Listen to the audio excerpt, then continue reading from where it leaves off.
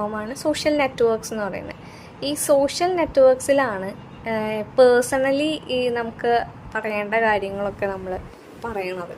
അതായത് ഇപ്പം ഒരു സോഷ്യൽ നെറ്റ്വർക്ക് വഴി പേഴ്സണലായിട്ട് ഓരോരുത്തർക്കും ഓരോ വെബ് പേജുകളുണ്ടായിരിക്കും. ആ വെബ് പേജുകളിൽ അവരവരുടേതായിട്ടുള്ള കണ്ടൻറ്റുകൾ പോസ്റ്റ് ചെയ്യുന്നു, അത് ഷെയർ ചെയ്യുന്നു, അതിനെ ഡിപ്പെൻഡ് ചെയ്ത് കമൻസുകൾ വരുന്നു, അത് നമ്മൾ വായിക്കുന്നു അല്ലേ.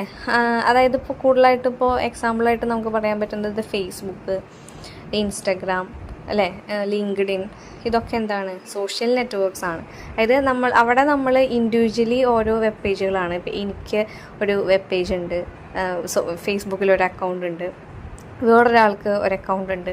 എനിക്ക് എൻ്റെ പേജിൽ എനിക്ക് ഇഷ്ടമുള്ള കണ്ടൻറ്റുകൾ പോസ്റ്റ് ചെയ്യുന്നു, അത് ഞാൻ ഷെയർ ചെയ്യുന്നു അല്ലേ. അതുവഴി എൻ്റെ ഫ്രണ്ട്സിന് എല്ലാവർക്കും അത് വ്യൂ ചെയ്യാൻ പറ്റുന്നു, അവർക്കത് ഷെയർ ചെയ്യാൻ പറ്റുന്നു അല്ലേ. അങ്ങനെ പേഴ്സണലി ഒരു വെബ് പേജ് ബിൽഡ് ചെയ്ത് നമുക്ക് പറയേണ്ട കാര്യങ്ങൾ അല്ലെങ്കിൽ ഷെയർ ചെയ്യേണ്ട കാര്യങ്ങൾ അതുവഴി അറിയിക്കാം.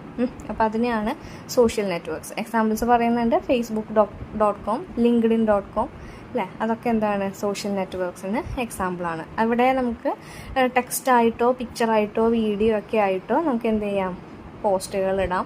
അതുപോലെ തന്നെ കമൻറ്റ്സ് നമുക്ക് പോസ്റ്റ് ചെയ്യാൻ പറ്റുന്നുണ്ട്, അതെല്ലാം നമുക്ക് വായിക്കാൻ പറ്റുന്നുണ്ട്, കുറച്ചുകൂടി കൂടുതൽ ഇൻഫോർമേറ്റീവ് ആവാനായിട്ടും പറ്റുന്നുണ്ട്. അപ്പോൾ അതാണ് സോഷ്യൽ നെറ്റ്വർക്ക്സ്.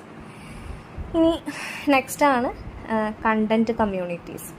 കണ്ടൻറ്റ് കമ്മ്യൂണിറ്റീസ് എന്ന് പറയുന്നത് ഫോട്ടോസായിട്ടും വീഡിയോസായിട്ടും കണ്ടൻറ്റുകൾ ഷെയർ ചെയ്യുന്ന ആ ഒരു ഇതിനെയാണ് നമ്മൾ കണ്ടൻറ്റ് കമ്മ്യൂണിറ്റീസ് എന്ന് പറയുന്നത്. വെബ്സൈറ്റുകളാണ് ഇപ്പോൾ പോപ്പുലറായിട്ട് നിൽക്കുന്നത് youtube.com, വീഡിയോ ഷെയറിങ്ങിന് വേണ്ടിയിട്ട് youtube.com-ഉം അതുപോലെ തന്നെ പിക്ചേഴ്സ് ഷെയർ ചെയ്യാൻ വേണ്ടിയിട്ട് flickr.com എന്ന് പറയുന്ന വെബ്സൈറ്റുമാണ് ഉള്ളത്. youtube.com നമുക്കറിയാം ഒരുവിധത്തിൽപ്പെട്ട എല്ലാ കണ്ടൻറ്റുകളും അല്ലേ, ഇൻഫോർമാറ്റീവ് ആയിട്ടുള്ള കണ്ടൻറ്റുകളൊക്കെ വീഡിയോ രൂപത്തിൽ നമുക്ക് കാണാൻ പറ്റുന്നത് യൂട്യൂബിലാണ് അല്ലേ. അപ്പോൾ യൂട്യൂബിൽ വീഡിയോസായിട്ടും അതുപോലെ തന്നെ പിക്ചേഴ്സ് രൂപത്തിൽ നമുക്ക് കാര്യങ്ങളൊക്കെ അറിയാനായിട്ട് flickr.com ഒക്കെ യൂസ് ചെയ്യും. അപ്പോൾ ഇതുപോലെയുള്ള ഒരു പ്ലാറ്റ്ഫോമിനെയാണ് നമ്മൾ കണ്ടൻറ്റ് കമ്മ്യൂണിറ്റീസ് എന്ന് പറയുന്നത്. അപ്പോൾ ഇത്രയാണ് നമ്മളുടെ സോഷ്യൽ മീഡിയയുടെ ക്ലാസിഫിക്കേഷൻസ്. ഏതൊക്കെയായിരുന്നു?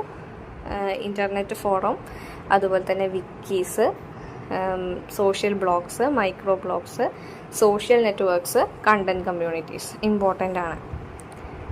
അപ്പോൾ ഇത്രയും കഴിഞ്ഞാൽ സോഷ്യൽ മീഡിയ എന്ന് പറയുന്ന ക്ലാസിഫിക്കേഷൻ കഴിഞ്ഞു. ഇനി പറയുന്നത് അഡ്വാൻറ്റേജസ് ഓഫ് സോഷ്യൽ മീഡിയ. ഒരു സോഷ്യൽ മീഡിയ കൊണ്ടുള്ള ഗുണങ്ങൾ അല്ലെങ്കിൽ നേട്ടങ്ങൾ എന്തൊക്കെയാണ്?